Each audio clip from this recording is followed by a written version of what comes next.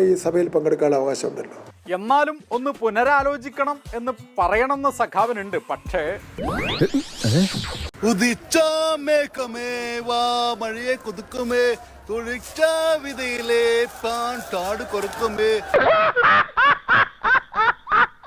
Alpha മക്കൾക്ക് മനസ്സിലാകാൻ സാധ്യതയില്ല. ഇത് മന്ത്രി അപ്പൂപ്പന്റെ ഓരോരോ കുസൃതികൾ. അയാൾക്ക് നിയമപരമായി ഈ സഭയിൽ പങ്കെടുക്കാനുള്ള അവകാശമുണ്ടല്ലോ. അദ്ദേഹത്തിന് അധികാരമുണ്ടോ ഇല്ലയോ?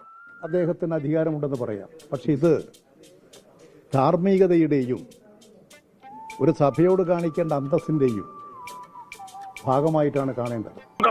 മനുഷ്യനായി കഴിഞ്ഞാൽ ഞാനൊക്കെ ഇത്രയും പ്രായമുള്ള ഒരാളല്ലേ. ഇനി ആൽഫ ജെൻസി മക്കൾക്ക് വേണ്ടി മറ്റൊരു ദൃശ്യം കാണിക്കാം.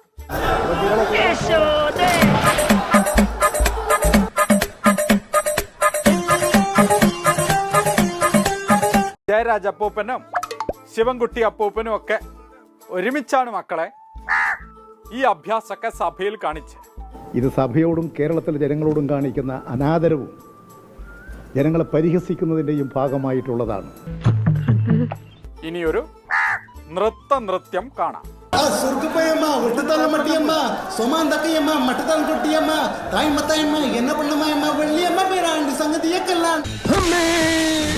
രണ്ടു ഓലക്കീറോ വെള്ള തുണി എടുത്തോളൂ എന്നെ മൂട.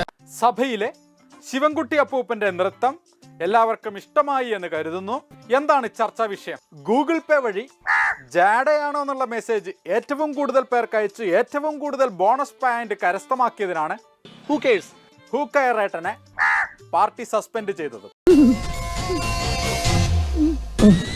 ഒരു കയ്യബദ്ധം നാറ്റുകരുത്.